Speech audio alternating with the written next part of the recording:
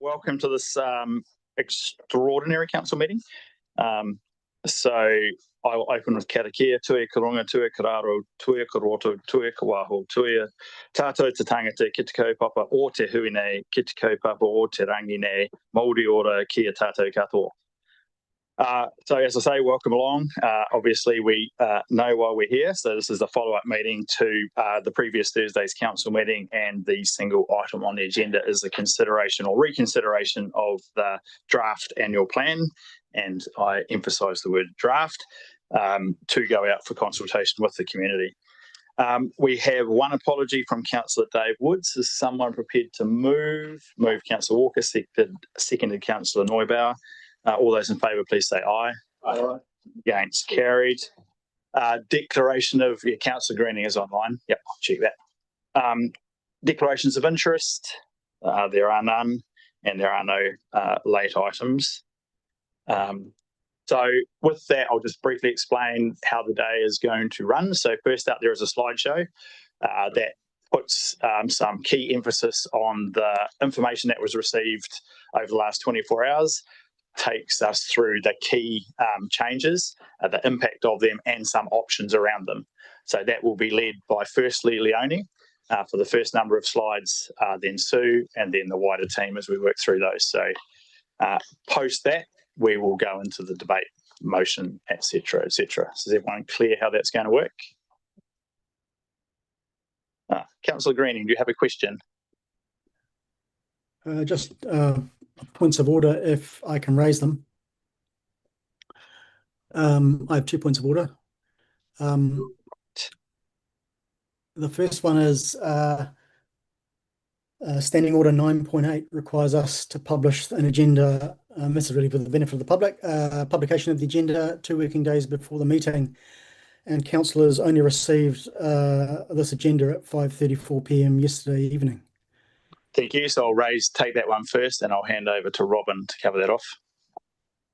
Through the Chair, this is an extraordinary meeting. So the requirements of an extraordinary meeting, if you are not able to provide an agenda, is that we advertise the meeting and the decisions that were made in the meeting following the extraordinary meeting. So we're scheduled to include this in local newspapers that cover the full district, and to be able to provide the decision that has been made in this meeting. We will be providing reference to the minutes on the website, and we do it in this way to save, I don't know, a couple of $1,000.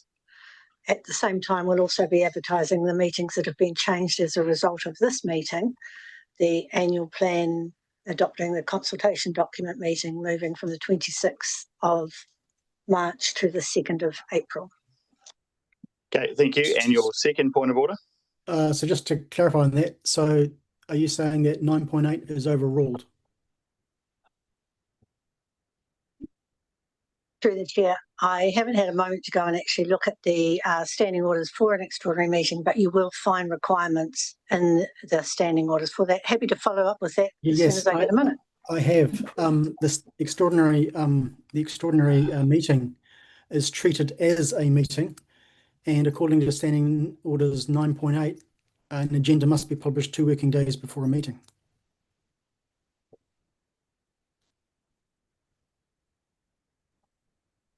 Right. All right. Thank you. Point noted.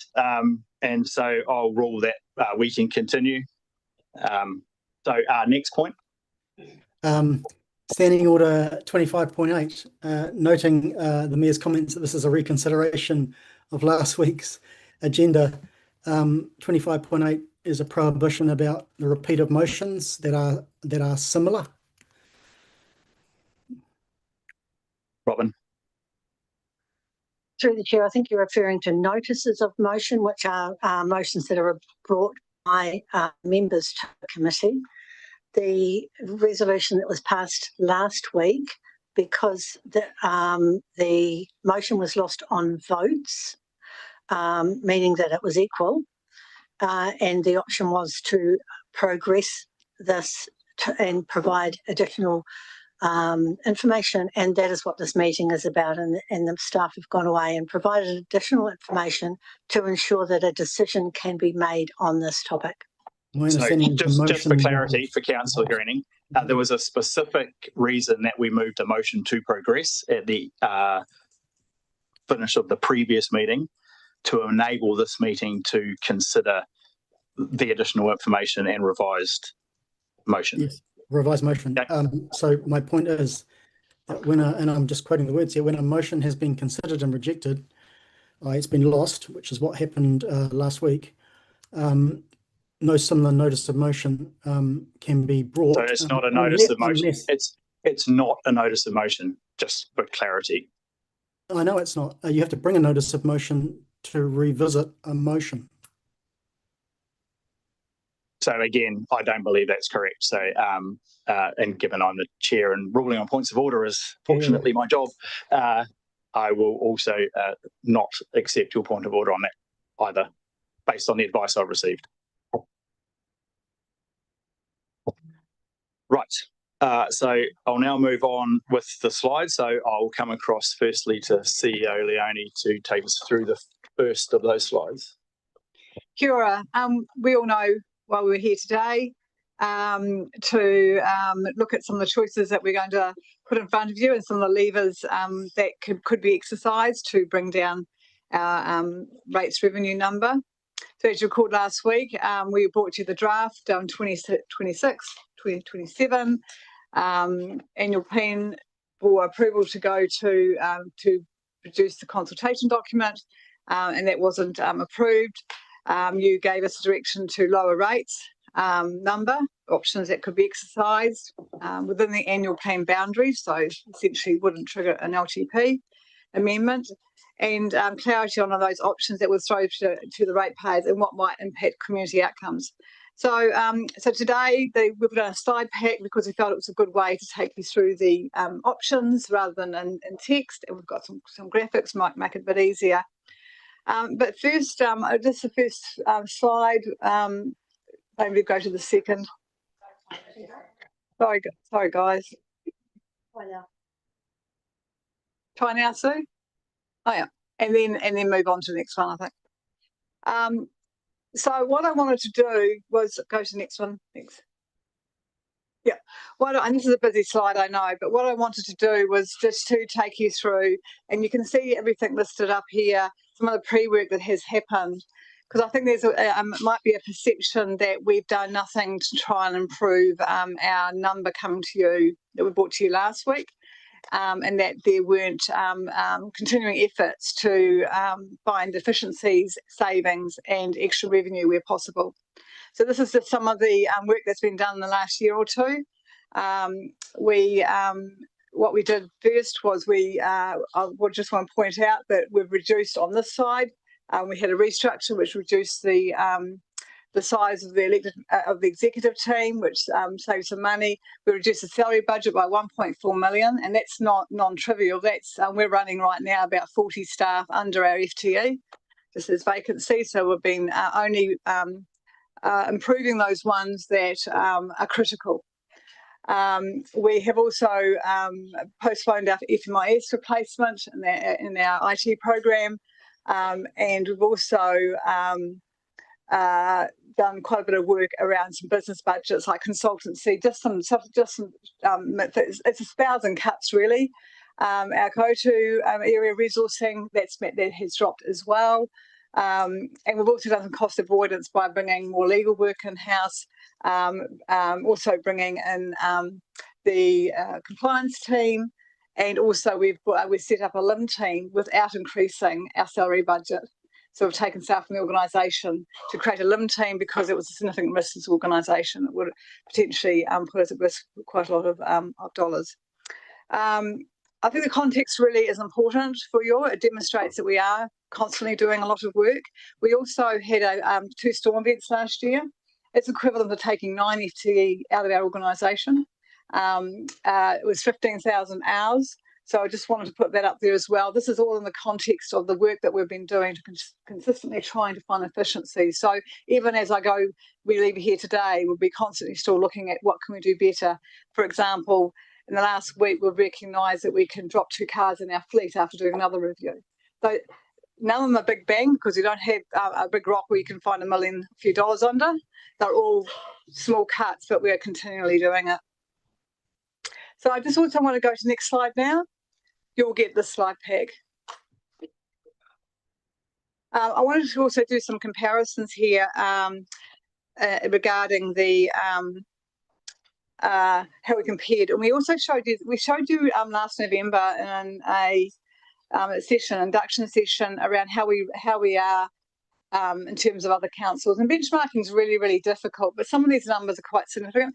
To get back one, sorry, yep. So you can see the rates per rating unit. So ours is on the lower end of what the average in the country is. Our rates per capita, the average is 1898, we're 1673. Rates as a percent of GDP, it's another good measure. Ours is slightly higher because our GDP is low because we've got a low GDP economy. And the personnel cost per capita, ours is low against the benchmark of 780 per capita, and we've got 638. So that just shows you that we're not extremely bloated. We're very much below the average. We're running a really lean organisation. But I do want to stress to you that further cuts into the operations will mean have to make significant cuts to levels of service because everyone is very busy. So I just want to give you a bit of that so you feel comfortable that we are doing work and continuing to try and improve our financial position because we're ratepayers too, and no one wants to come to you with big figures. Least of all of us, it'd be much easier if I can come to you and say, oh, we've got a magic wand and we can get it down to a certain percentage, but unfortunately it's not quite that simple. I'm now going to hand over to Sue and her team. The power of work these guys have done the last week. Apologies for the late agenda, but people have been working late evenings. I've seen emails at 5, 6 in the morning. So significant amount of work by just a few people, the same people who will also be putting in a lot of hours for the LTP. So I just want to thank the team for coming back for what they've given us today, which I think some really good options that will hopefully get us across the line. So over to you, Sue. I'd actually stole my thunder on it. Microphone. Sorry, thank you. Stole my thunder on the previous slide because one of the last lines on there was a total cost difference between TDC and average of personnel costs was 8.4 million, and I would kill for that. I jest. So that was a really good recap. We're going to take the paper as read. I just want to point out 8.10 was supposed to be coloured in blue, but in the rush to get it through last night, it is an addition on page 13, should be highlighted in blue text as new text. So if you just mark that up on your copy. We're going to talk about net debt, and I'll throw over to Dwayne, who knows where all the dollars are buried, and talk a little bit about this slide, which was included in the water services plan for your interest. Yeah, thank you, Sue. So I guess some of these slides are here to try to provide you information to give you a perspective that, you know, and combat any perception that maybe we're inefficient or we're poorly using funds. The slide in front of you shows Council's net debt profile over the 10 years of the water service delivery plan. And I guess the thing that jumps out is that the majority of Council's debt and growth in debt is in Three Waters. It's not in all the other services. And for the most part, the water service delivery plan that was submitted endorsed the capital program as well as the operating program to support, to maintain and improve our Three Water infrastructure. So I guess the key message here is the orange stuff is what we've kind of committed to meet the government's expectations around management of Three Waters. And you'll see the rest of council business is a dark blue, and it's a very modest rise and ends up curving down. Now, I don't know if I believe that curved down at the end of the period, but what it's showing is that you know, most of our investment is where the government and the council's priorities are.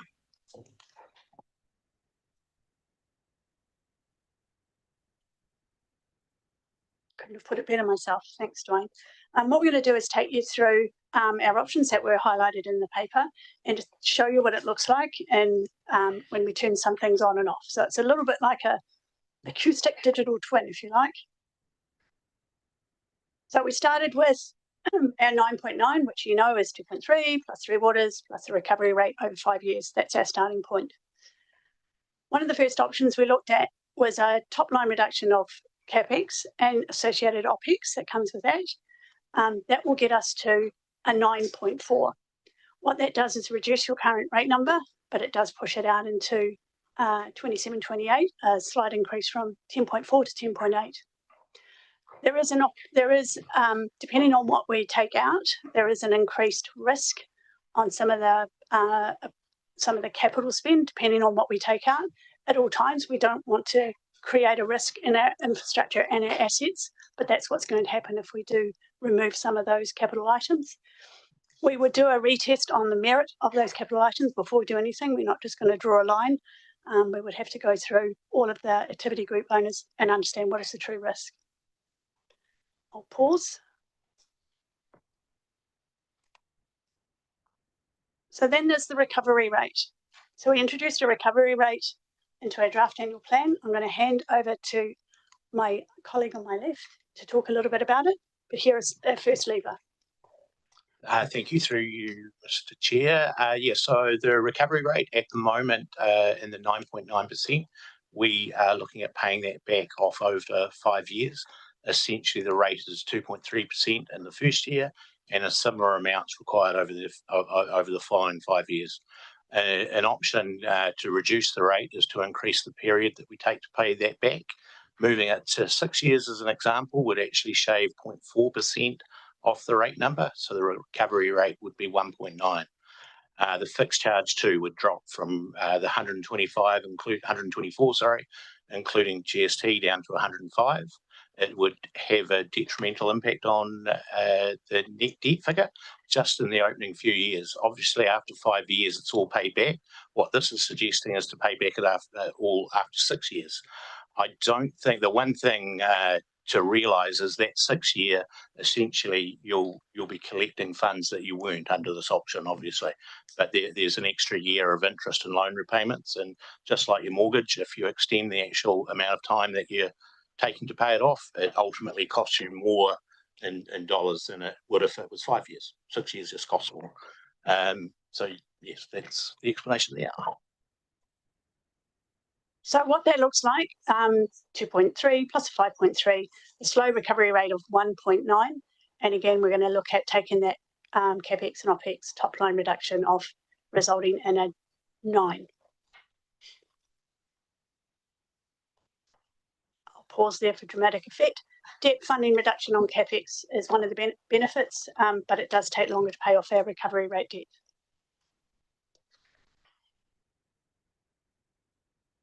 Next, we're going to talk a bit about some approaches we can take with funded depreciation. Again, I'm going to hand over to this chap. Thank you. So yes, the options around the funded depreciation. So a bit of a recap. Right at the start of the process, before we sort of came to council, we came to you at about 11.2%, and an option was put in front of you to drop it from 24% to 6%. So essentially that got us down to 18%. Sorry, by 6% to 18. So that got us down to the 9.9 that's currently in front of you. One of the options today is to reduce or increase that further, increasing it, for example, by 0.5% would increase the rate, increasing the rate by 0.5%, or moving the funded depreciation percentage in roading back from 18 to 21%, would give you that 4.5% rate increase, for example. Equally, dropping it further would have the other effect. Obviously, there's a resulting impact on net debt, though, if you were to choose the option of increasing it back up. It would reduce debt. We get more rates. We have less debt, simplistically.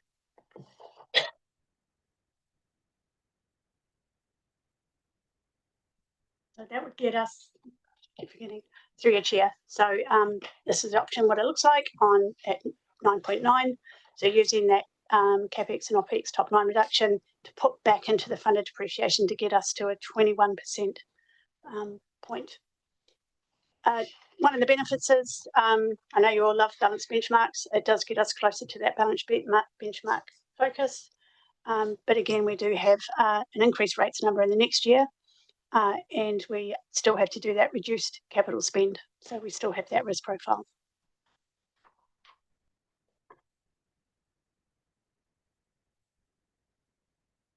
I'm just going to pause there and open for questions. Cool. So at this stage, yep. If anyone wants to go back slides as it relates to that question, by all means, ask. So it's open for questions on the slides that have been worked through so far. Councillor Greening. So just in terms to remind us, what is the dollar value of the depreciation? So you've said if we put it all back in, it's another 5% to the rates increases. What's the dollar value? 5. Dollar value. Through the chair at 600,000. 600,000 K. Yes, $600,000. Which could be borrowed. That's the other alternative, right? Correct. Yes. Yes. Yep. Thank you. Other questions? So again, not in debate mode and or opinion mode, simply questions, looking for answers from staff in relation to the slides that have been put up. Councillor Kinnamock, then Councillor Neubauer, and then Councillor Finho. Thank you, through the chair. On that slide there, you're going to have a 0.5% reduction for CapEx and OpEx top line. That 0.5, that equals share between CapEx, OpEx, or does CapEx 0.4 and OpEx 0.1 or something like? Just what's the breakdown of the split?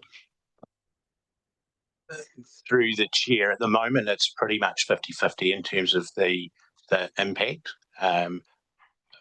Yeah, so of that 0.5, about 0.25 is OpEx related. The other capital related. Thanks, Matt. Councillor Neubauer. Thanks, Mr. Mayor. We're talking about a consultation document here, right?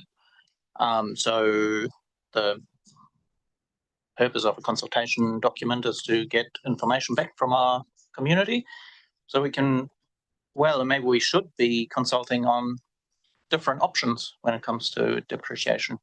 That would be entirely possible, right? That's correct. So I can't. What is the word for is it our proposed position is the one we put in as the effective budget figure, and then the consultation document can reflect actually that exact slide that was there, which says for the community to comment on, if we went this direction, it would have this impact, and if we went that direction. So I would expect whatever figure we put in for the consultation, we would also reflect the options. Councillor Finho. Thank you, and through you, Mr. Chair.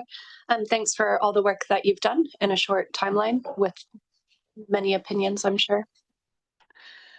My question is, you've mentioned the risks that are associated with the reduction, especially in the OPEX, as I understand. Can you outline, obviously wouldn't be able to go in detail, but can you give us an overview of what those risks would include?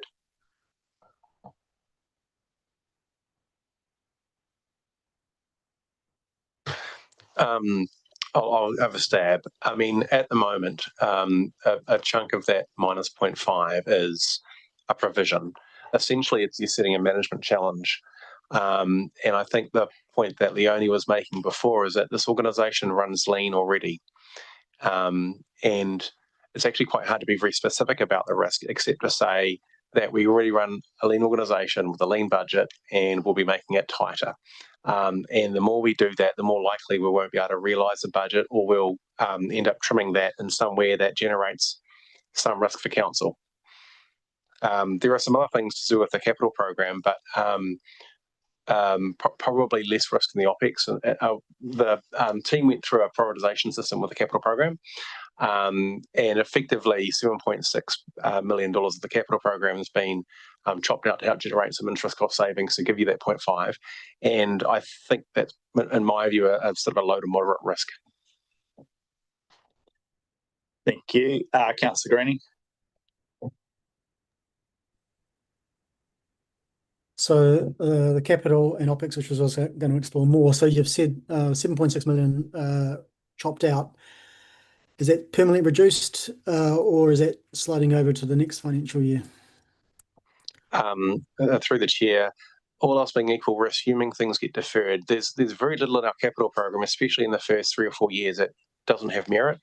So effectively it goes back into the LTP cooking pot for the conversation. So it's not sliding over, it's been fully taken out. Is that what you're saying? Sorry, in your lingo, it's been pushed forward for a conversation through the LTP. Right, so it's okay, so it's sliding across. Okay, good. And there's obviously other things that actually could also slide across if push comes to chase, I suppose. But that's a more robust discussion to have, I suppose. In terms of OPEX, what have been the savings and what's the value of the OPEX? I'm getting an indication that it's just purely staff numbers, of which we're running 40 vacancies. Is that right? Through your chair, are you asking the previous OPEX savings or the proposed OPEX savings? I think The ones that's in answer to before in answer to last the year's previous irrelevant. question, it was roughly 50% capital, 50% operations. And I think Councillor Greening's question is what makes up the operational component of the saving? When we get some more time to look into this, through your chair, we will be looking at all of our operating lines. We don't have a solid answer on that right now. It will just be a management challenge. So I assume that management challenges will include health insurance, which I think is a bit discretionary. Through your chair, we will be taking that offline and working with our management team to work out where we can get sustainable benefits. It doesn't harm the organisation. Okay, thank you. Councillor Mailing. Just a quick question in terms of the capital projects. Does that include some of our work in the Three Waters area? Because the briefing we've had in the last couple of days about pipes. So does the 7.6 million cover capital projects that sit within the Three Waters activity? Through you, Mr. Chair, almost definitely it will, but the projects haven't actually been identified as such yet. So the work will happen to identify it, but given the amount that Three Waters contributes to the overall capital program, I'm sure those will be part of the reduction, if you like, to get those savings. Through the chair, I just might just add, Michael and my team went through the lowest priority capital works program for Three Waters before this figure was set, because I originally set a target of 20-something million for the team to try and figure out. And I know that he worked with Richard, Kirby and Mike to go through and see which of those were criticals. So that's why the figure dropped from 20 to 7.6. A lot of that critical Three Water stuff was retained. Okay, thanks, Dwayne. Councillor Morgan. Just commenting on where we're at the moment with Three Waters. What we're 7 months through the year, a $15 million spend, 30%. Talking about this proposal and the capital that's going in at 95 million, how can you reconcile that we're potentially going to underspend in this financial year and you're promoting 95 million into the next year's budget? And it's difficult to find potential savings. You can give me a better sense of that. We're talking big numbers here, and there's a concern about having the capacity to deliver, I hear. So perhaps you can give us more clarity. Through the chair, referring back to the finance report that was presented to council earlier today, we talked about the fact that 95 million was not deliverable. I think the forecast that we had in there was more akin to 78, 79 million. Essentially, the exercise that we're talking about finding another $7.5 million of capital saving is one, looking at this year's budget, but equally looking at the next year's budget for 26-27. So the beauty, I suppose, of changing this year's budget or forecast is it changes the opening position. So yeah, the 2 points that you make are directly related. Like the way that when I talked this morning about making reductions, those are the reductions that we actually need to give effect to the rate decrease that you see up there. So that 7.5 million is a goal that we have. And ultimately that 70 million is more of a goal. So the work that we'll be doing is looking at both of those in the next 3 or 4 weeks while potentially we're out for consultation. So coming back to Councillor Greening's point in his previous comment, which he alluded to a similar thing, over the next 8 weeks and subject to community feedback and further investigation into the critical and nature of them and or their deliverability, it is possible that figure may change. But we just don't have the information today to determine beyond the 7.6.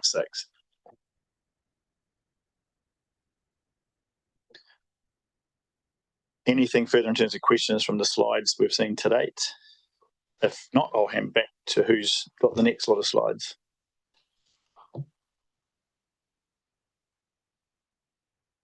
So just back to that slide that I had up there, the green back and back and back and back. Just want to clarify, this is the one that you are looking at in the report, and that any alterations or changes are options in further slides, but this is the only one that relates to the report. Can we show the slide, please? We can't see it.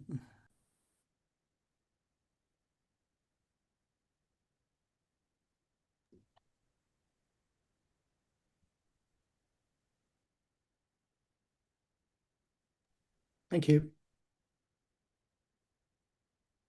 Right. Next.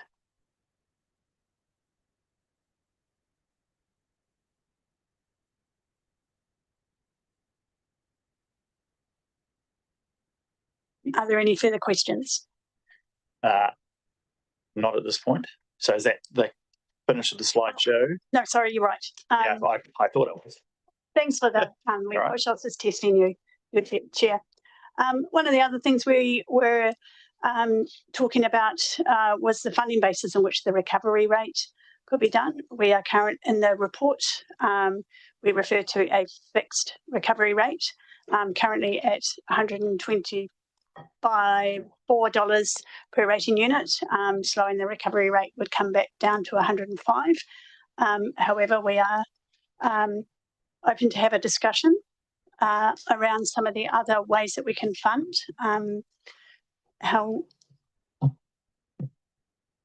Yeah, through the chair. So currently it's a fixed charge. There are other options, whether it's land value, capital value, are the two more obvious ones. I know land value was discussed at the meeting last week.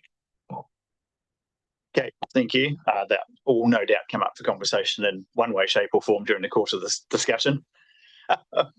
So thanks for being prepared to consider that. So in terms of the slideshow, that's it. So for clarity, the slide with the little green thing at 9.4 reflects the recommendations contained within the agenda. And then it's outlined a number of options to adjust the depreciation amount. And obviously that would affect in either direction depending on the outcome and or the recovery rate time over which it might be recovered, which puts downward pressure on the rates for this coming year, but adds another year of that rate at the other end. So that's the position that we start from. So in order to, I guess, start this conversation with some structure, I'm going to move from the chair. A slight variation on the resolution contained in the agenda. And I'll look for some staff advice, but my inclination is to move the resolution in the agenda with the alteration that under 9, that we consult on the proposal to reduce the planned increase in funding depreciation rather than by 6%, by the number which contained on the slide, which if you remind me, was 3%, which takes us roughly halfway between what was proposed originally and the various options that were debated last time. It also has the added benefit of reducing the net debt figure. And if I reflect on the conversation we had a week ago, there was a similar amount of anxiety or concern about the net debt figure as there was about the rates figure.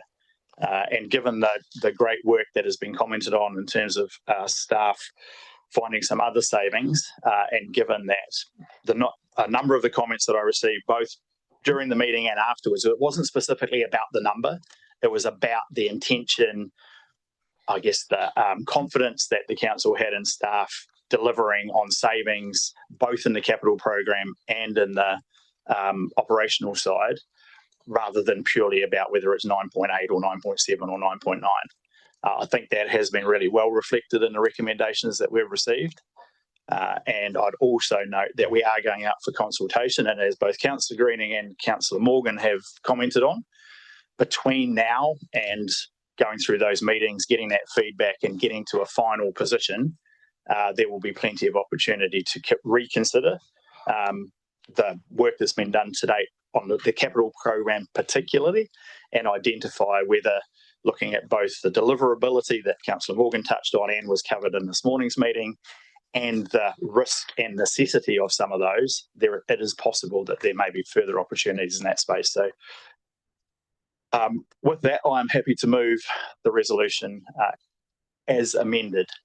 Mr. Mayor, just pointing out that changing resolution Also requires a change to resolution 6. Yep. Through making that instead of 9.4, that would make it 9.9, and net debt of 320. And probably just an additional bullet under 7, just noting that the change in depreciation will also be reflected in the final percentage rate movements that we come back in the CD. So that they just tie it up nicely. And I'll just honour the appreciation. I've had a appreciation conversation with the Microphone, please. Sorry, I've had a love-hate relationship with the funding of depreciation conversation over, well, decades, as the former CFO who's sitting in the public gallery will attest to. But I do think that having arrived at the point where effectively under the Three Waters structure, we are either at or will get to relatively quickly the full funding of depreciation. The fact that roading is the one significant asset that we're behind, and we're not trying to get to 100, we're trying to get to 49 because of the funding that comes in from NZTA. I think that's setting ourselves up for it's not going to be an easy conversation, but improving the conversation about the LTP, moving in this direction is probably the right thing to do at this point in time.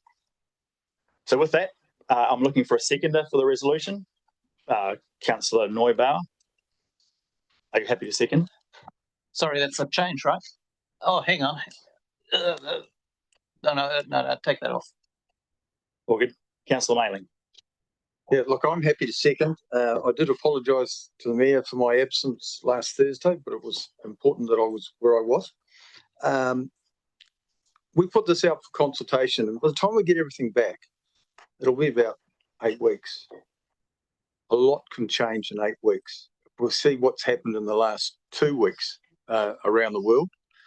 So I don't think we'll end up in the same place we are today. This is, to me, the most dangerous times that have ever happened in my lifetime. And it's a very good time to be living in the South Pacific and not the Middle East. So, but what happens there affects us here. I was speaking to a farmer recently, and he said the cost of filling his fuel tank had gone up $1,000 in the last 2 weeks. So that's just an example. So whatever we do here today is the right thing to do, following our statutory provisions, but I believe things will change going forward. Hopefully for the better, but it could be for the worse, and we don't know. But we have to follow the process, put a line in the sand, and I think we can demonstrate if we put this out the right way that the recovery is part, the other is Three Waters, which has been mandated by central government, and then the small increase in general rates that's separate. That is the way to explain it to our community. So for that, I'm happy to second. Okay, so for the purposes of the meeting, the motion has been moved and seconded, and the changes are reflected on the board. Councillor Greening, just checking you can see the amended resolution. I can see 6 to 9. Just a quick question. What's the debt cap then if the net debt's 320?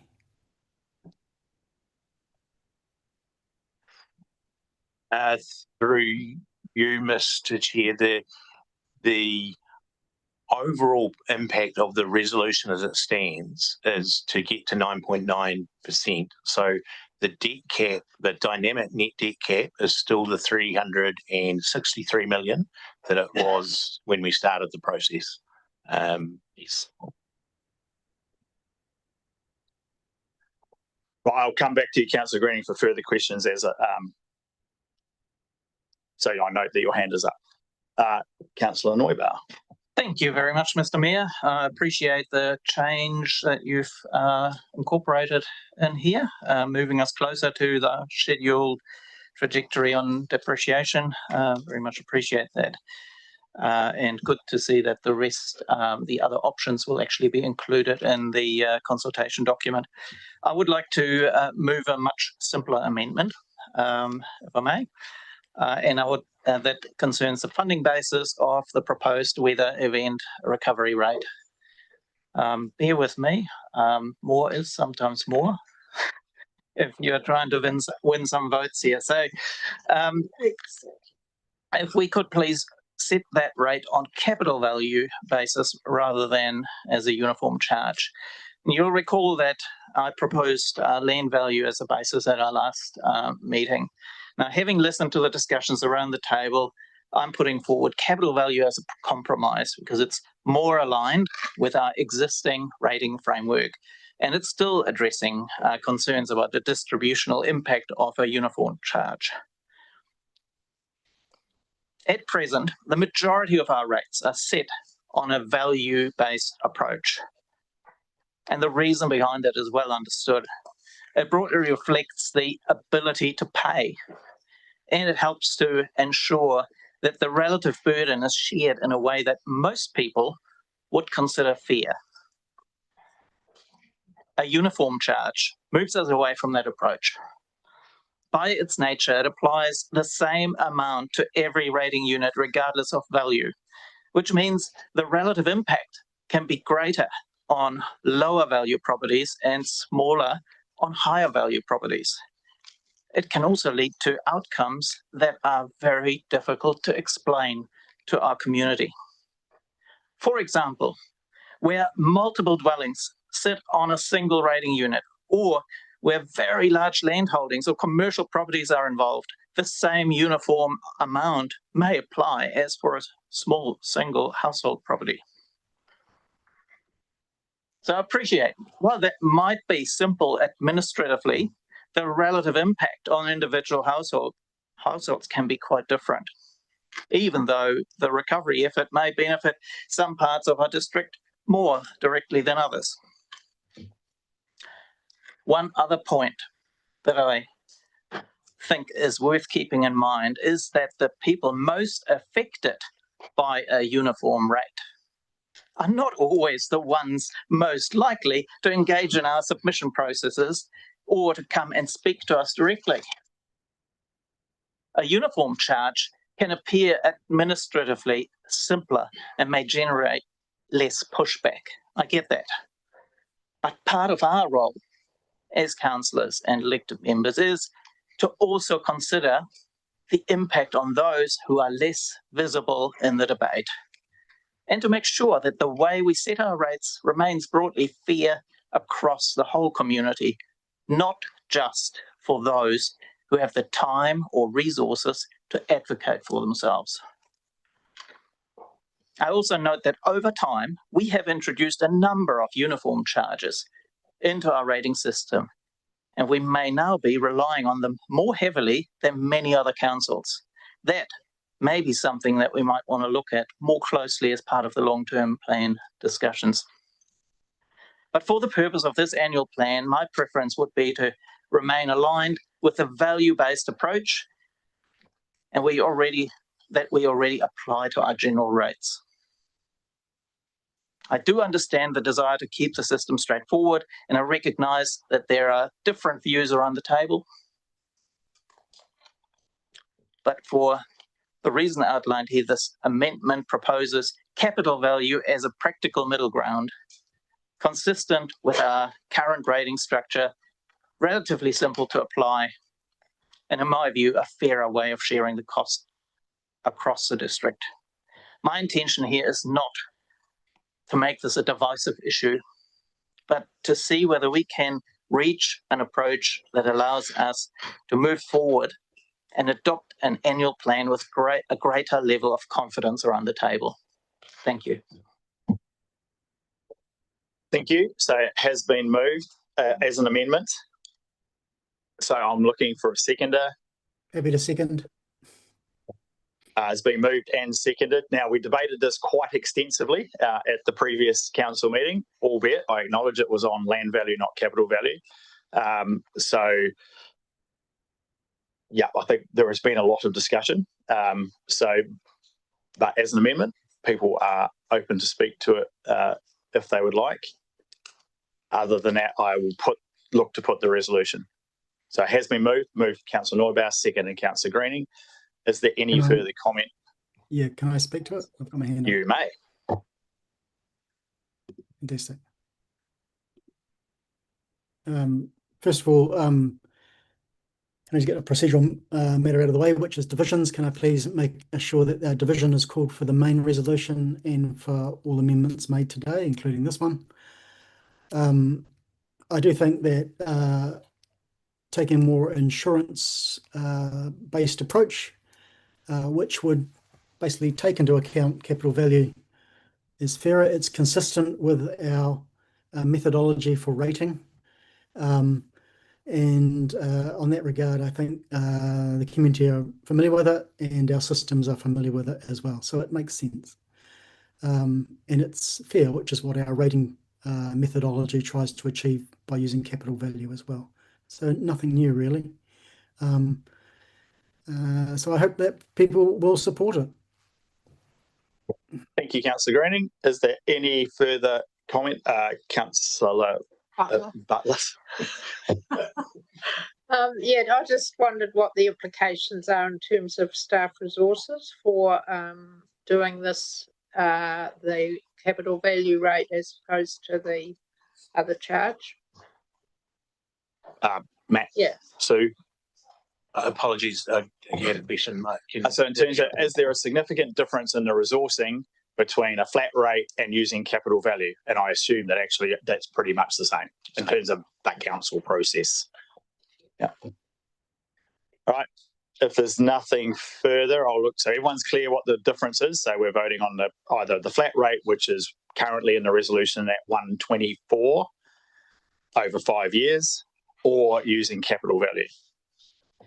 And we're doing it by division. So I will now come across to Robin or Kelsey to call the division. Councillor Kinnenmont.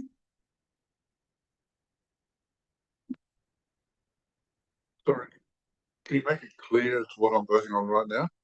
So you're voting on the amendment. The amendment is either we stick with the flat rate of 124 or we move to capital value as moved by Councillor Neubauer. So capital value is the amendment. Correct. Or Councillor Mayling. Against? Deputy Mayor Marrick. Against. Councillor McNamara. Yes. Councillor Morgan. Councillor Neubauer. For. Councillor Walker. Against. Councillor Butler. For. Councillor Ellis. Against. Councillor Fernyhough. Against. Councillor Greening. For. Councillor Gully. Against. Councillor Hume. For. Mayor King. Against. Oh. 7. Yeah, right. I think it must be 18 or something. That's exactly. 86. Yeah. Right, so the amendment is lost. 86. My adding was terribly bad. I must be having flashbacks to last week. It's going to be the headline. Oh, damn it. Right, so the amendment was lost. We are now moving back to the substantive resolution.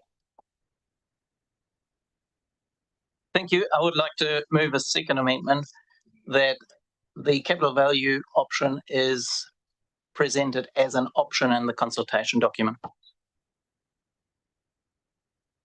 The uniform charge would be the preferred option. I understand what you're moving. Dwayne. Certainly, we were intending, I believe, just checking a nod from Alan, that we were going to put the other options in the CD. Yeah. Okay, so you don't need it will be done as part of the thing. You don't need a motion to include it. Councillor Greening. Yep. I was just putting my hand up to second, but already it's been revoked. Okay, cool. That's been dealt with. Thank you, Councillor McNamara. Yeah, just on clarification, will the no longer presented in the motion options on community facilities be also included?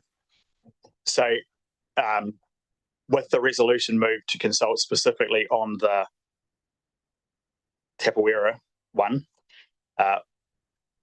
well, I guess the starting point is everything's open to submission. So there is no restriction on anyone submitting on anything, even if we don't specifically include it as a, so that's the starting point. But the intention, I think, for my resolution is not to specifically include it for Wakefield and Motueka. And through the chair, through the various amendments last week, there was an amendment to include consultation on all three of them. It was lost, and that basically, because of that, even though everything was lost in the end, the amendment was lost, which is why we just included Tapawera here. To be fair, Mr. Mayor, the amendment was to reprioritise the wording, not to go out to consultation with the options.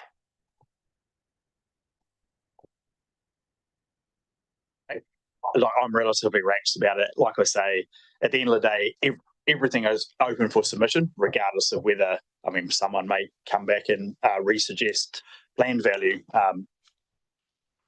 for the rate, or they could, a variation on a theme. Nothing is excluded from people's feedback. The question is, do we include some commentary around the options? I'm pretty relaxed about including.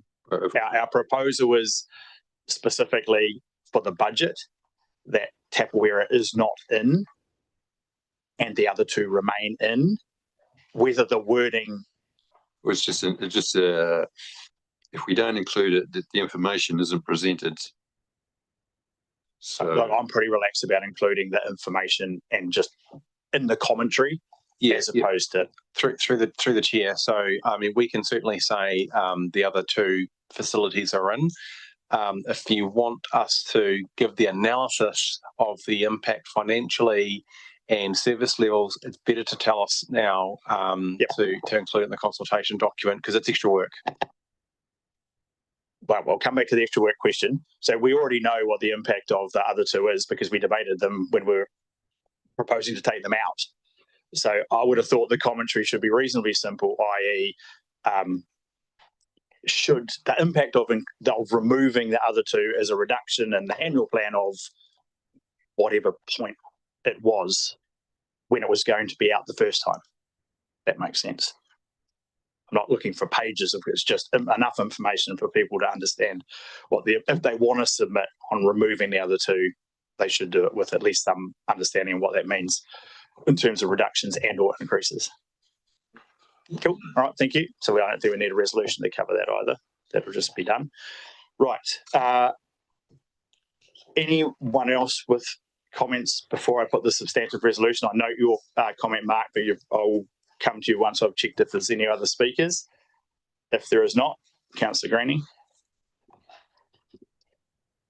Yeah, I think it's important in the consultation document that not only percentages are included, but dollar values, because I imagine there will be a mix of different things people want in and out, and to give them an idea of the consequences would be useful. Ideally, we'd have a digital app which allowed them to add in and remove, and they could see the consequences of the rates increases and the consequential impact on debt. My concern still is that 9.4% or now 9.9% is really high for a lot of people. It also means the whole tension that we've been struggling with, I think, for some councillors, is trying to land at a place where we can look to make reductions in the long-term plan process without triggering a long-term plan. And already today we've seen that you can do that. You can move funds around and reprioritise and maybe not achieve levels of performance, but without changing the levels of performance. So that is achievable. I don't think 9.4% is necessarily an approach we should be looking at. I would hope that in the mix of your consultation, you would also consider some temporary debt to run us through this period so that we can claw that debt back in the long-term plan when we can actually change all of these levels of performance that we will need to change given the debt position that we are in and the net debt position that we keep on squeezing up to. We've very rapidly squeezed our net debt already. It's at 305 and we're at 295, and the advice this morning was we will hit 305. And I suspect we will start squeezing up again. My concern is that the net debt cap provides this false feeling that we have debt headroom to do more. Given this financial position, I do struggle with the fact that we are putting in, because this should be our best foot forward, using all our intellect and our awareness of our financial position and the pressures on the community and what will probably be impending inflationary pressures as well, out to the public to see that we can push. So I don't believe that this proposal provides enough tension. Clearly, staff already indicated that they can come back and find some more savings as well. This starts off in June 26 and runs until June 27. That's a whole year where we could have been doing even more savings, as well as also discussing what we're going to be saving in the long-term plan for 27-28, which is another year away even further. So in my opinion, I think to help the community absorb this and absorb what's coming down track, we would be better to take a lower rates take up the difference in debt and then claw that debt back in the LTP process, because we can't give back a 9.9% rate increase, but we can give back debt by reducing our expenditure in the long-term plan process. Okay. So I don't support this, and I will be forewarning another motion, as I did last time. For your foreshadowing. Yeah. Yeah, noted. Can you just clarify for me the last part of Councillor Green's comment there? So should, at the end of the consultation period of 8 weeks, the feedback be that there is a preference to take on more debt and reduce the rate number accordingly, is that an option that's open to council at the end of the consultation process, or not? I personally don't think there's probably a majority around the council who want to just take on short-term debt, but I, through the chair, and I invite Leith and Alan to supplement any advice I give here.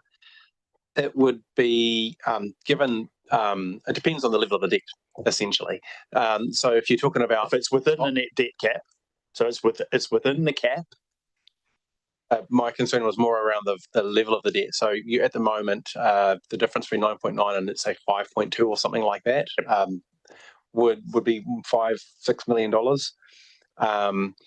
And I guess it would be preferable to indicate that in the consultation document, even if to flag that it's a possibility.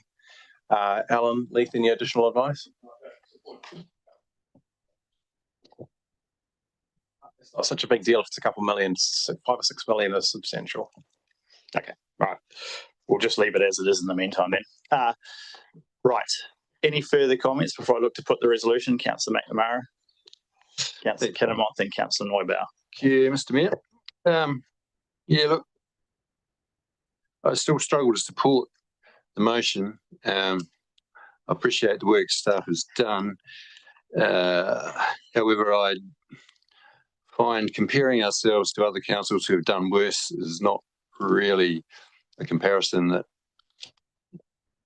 does much for me. It's a race to the bottom approach, I think. In terms of building, Councillor Mailing's already reminded us of the global situation. This plan's still going out with building nice to haves when we're borrowing money to pay for our business as usual, all which increase both our debt and our ongoing costs. So I think, trying to share the rates around on capital value to alleviate some of the pain on our less affluent members of the community is peanuts in terms of 20% rate increase over the next 2 years. So again, priorities and decisions we make here have more effect than that.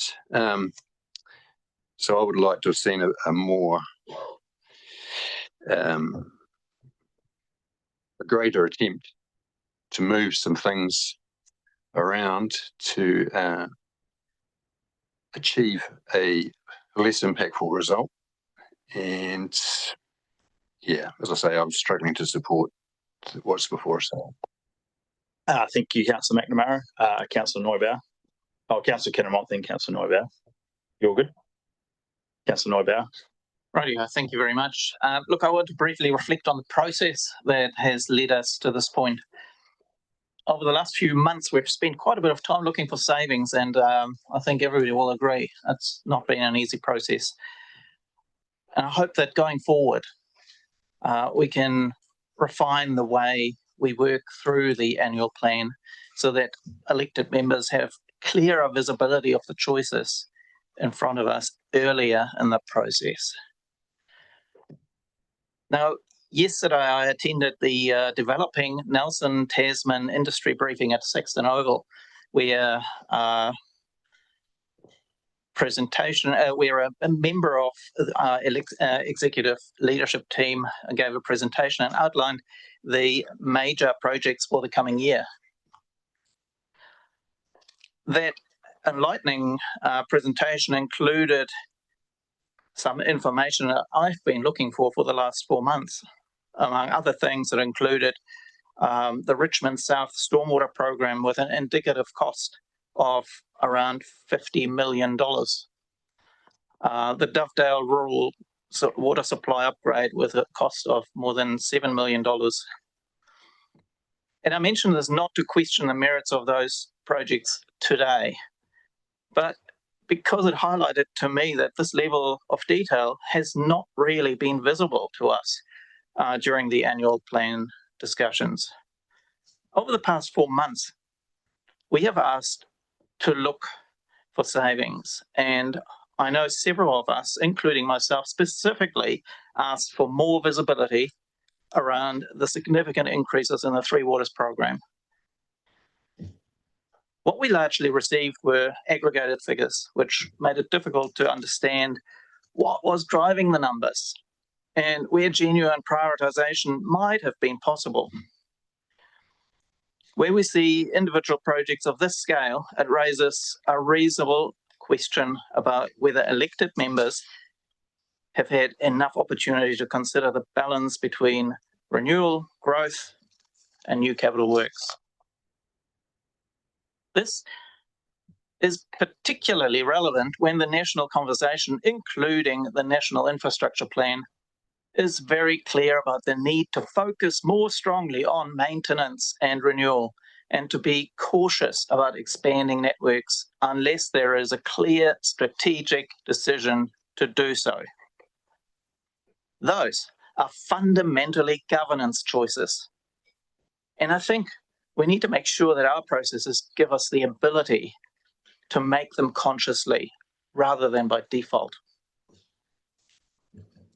I'm not suggesting that anything improper has occurred, but I do think this highlights the need for clearer processes that allow elected members to see and prioritise major projects, major capital projects earlier rather than only at a high level budget stage. That would give us greater confidence in the decisions we are being asked to make, and I hope we can improve that as we move towards the long-term plan. And I'm not suggesting today is the time to revisit individual projects, but I do think this highlights the need for better visibility of major capital decisions as we move towards the long-term plan so that elected members can properly exercise their governance role. It's a bit late for this process, so I'll leave it at that.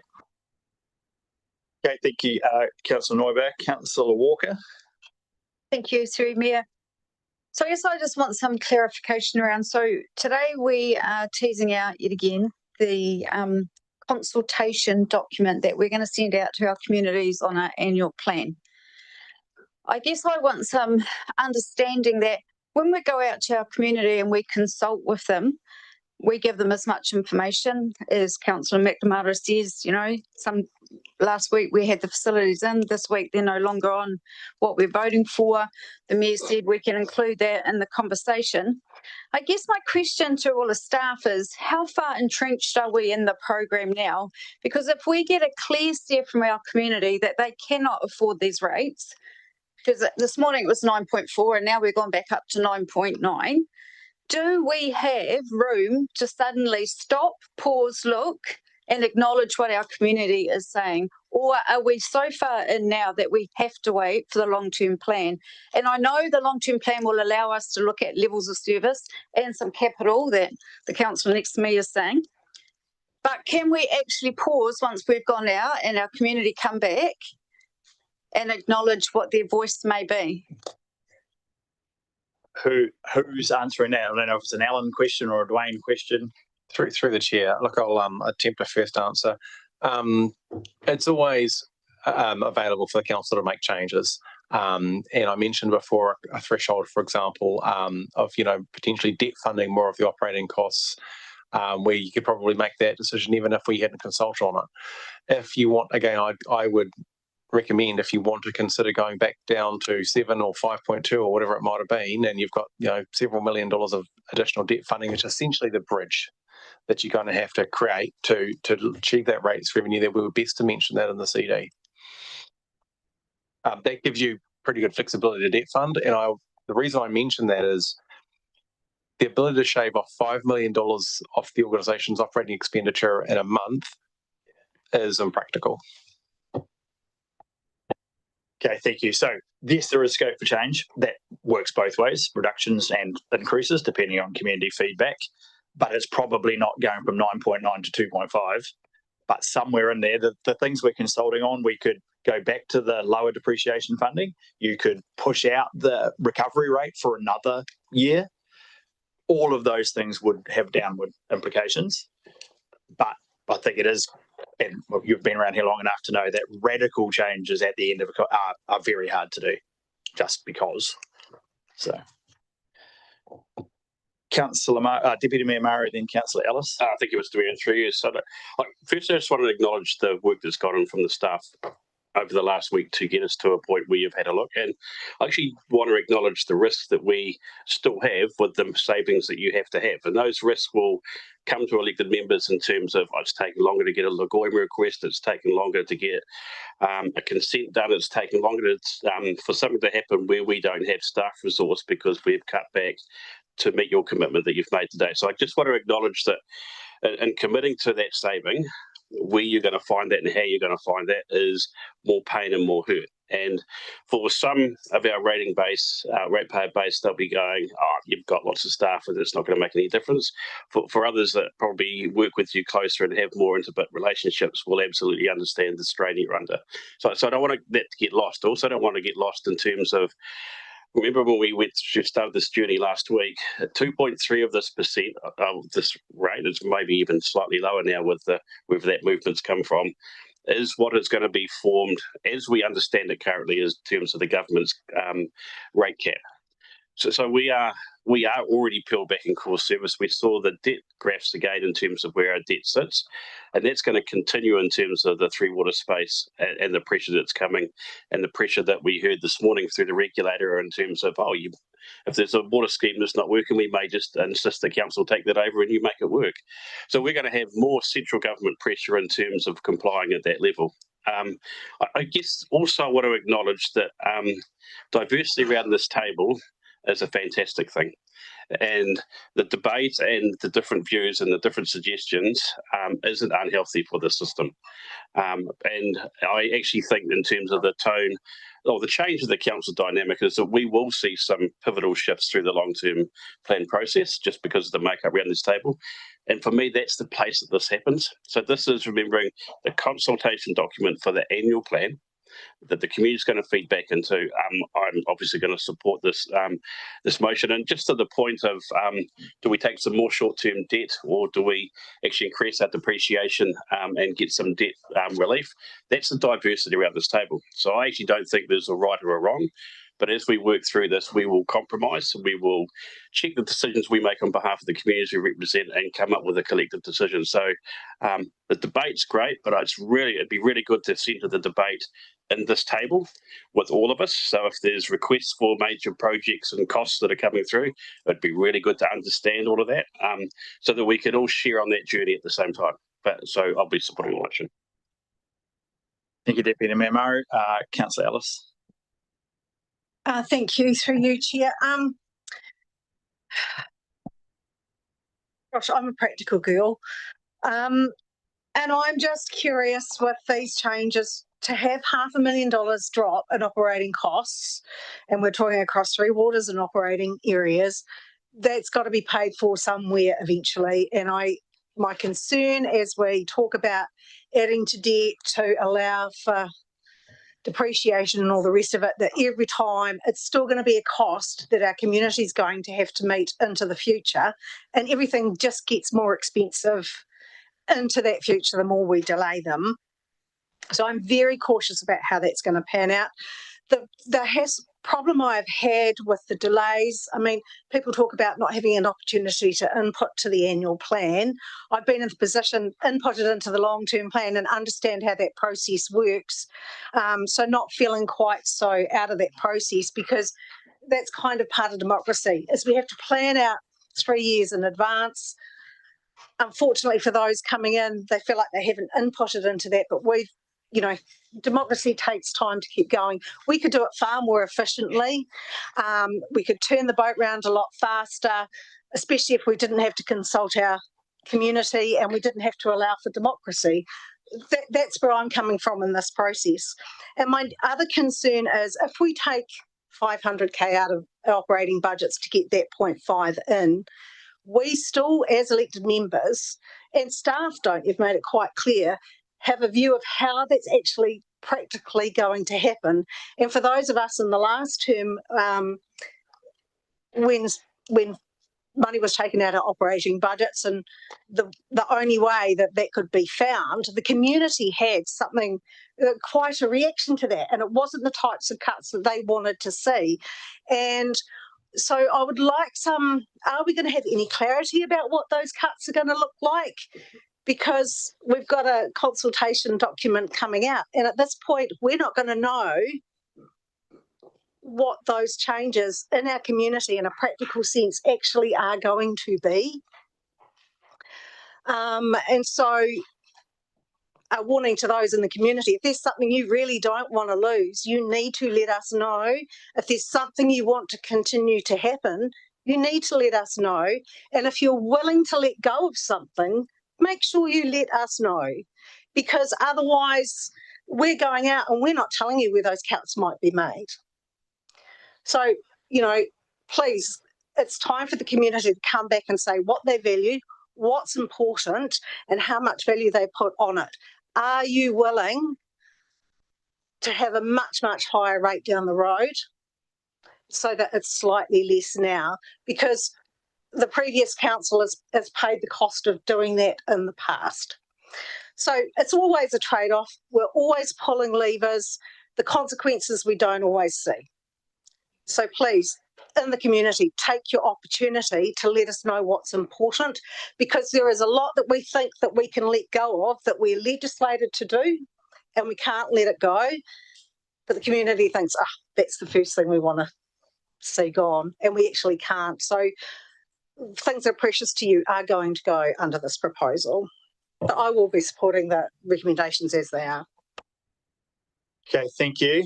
If there's nothing further, I'll look to put the resolution.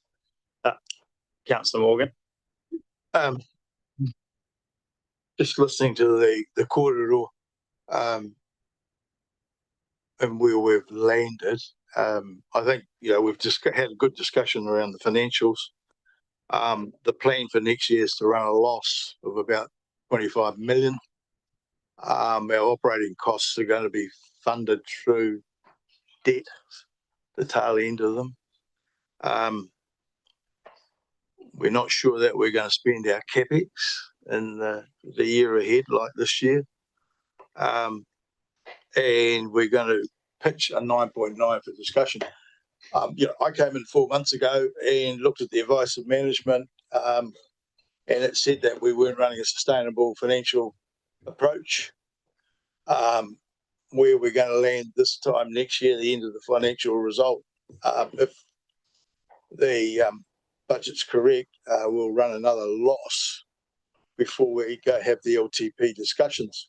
I just think the reality is our balanced budget's been running at about 90% for the last 4 or 5 years. It was up above the line before.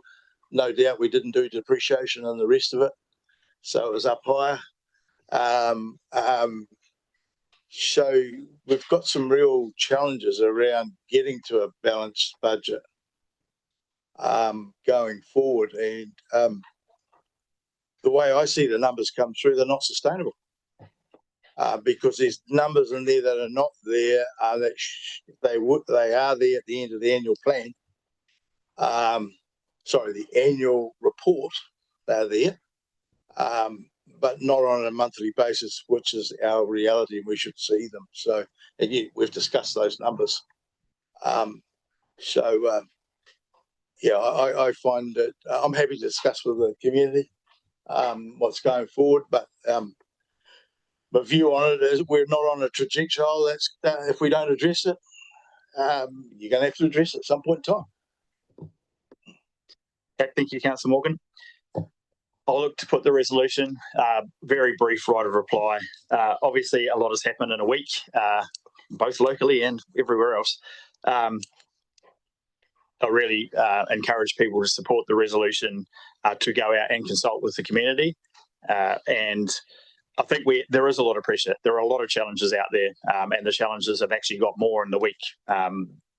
No doubt those fuel costs will feed through into tender prices. They'll feed through into maintenance contracts. There is a lot of things Councillor Maley mentioned earlier.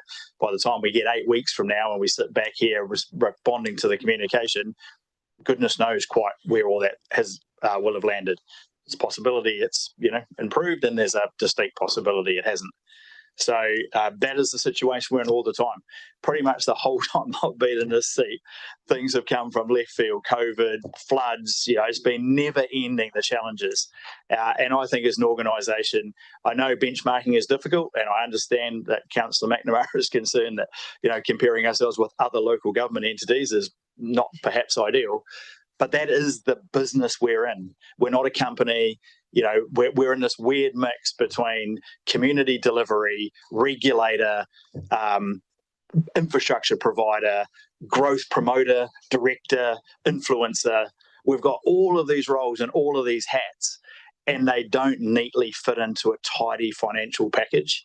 And as I'm sure you'll find out in the reflections from the community, there is very seldom one point of view or perspective that will come back from the different people who will choose to contribute to the consultation process. So I guess, I'm hoping that this will pass, that we can go out and get that feedback. In the meantime, I've certainly taken the staff's perspective. They will continue to explore and look for opportunities. They are by no means blind to the direction that council has indicated and the concerns in the community over sustainability and funding. The long-term plan will be phenomenally difficult to work through. I don't think, There is no easy options, and they all have consequences for different parts of our community.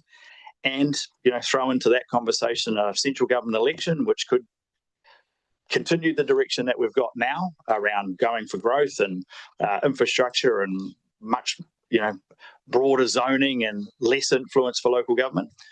We could get a very different government that has a very different approach to the things that we're expected to do and deliver. So, yep, uncertainty is the name of the game.